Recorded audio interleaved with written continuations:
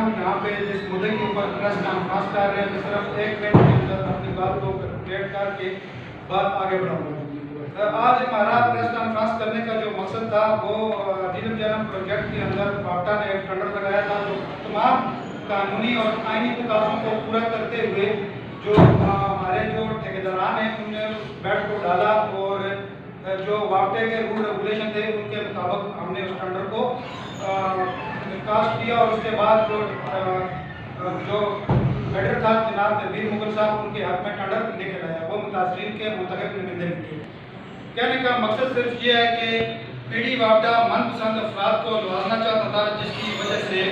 اس نے ہمارے ٹینڈر کو منسوخ کر دیا۔ وہ پی ڈی باپٹا الخیر کمپنی کا کوئی اس کا من پسند بندہ تھا جس کو وہ یہ ٹینڈر دینا چاہتا تھا۔ جب ہمارے لوگ چونکہ یہ 1-2 ماہ پہلے ہوا تھا جب ہمارے لوگ بار بار چونکہ جب ٹینڈر کا پروسیس ہوتا ہے تو جو منتخب ہوتا ہے ٹھیکیدار وہ جاتا ہے محکمے کے پاس تو محکمے کے پاس جاتا ہے اور بہت سارے لوگوں کی موجودگی میں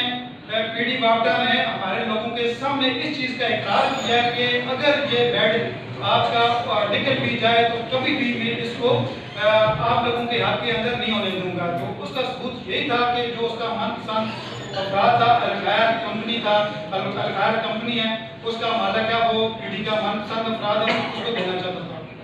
تو اس وجہ سے آج کی ہماری پریس کانفرنس بھی ہمارے ساتھ سابق وزیر حکومت جناب ڈاکٹر مصطفی شیخ صاحب خالد مغل صاحب زیب صاحب اور افسر خان مغل صاحب اور نیچے آئی صاحب کے مرکزی صدر جناب جبار مغل صاحب بھی تشریف فرمائے۔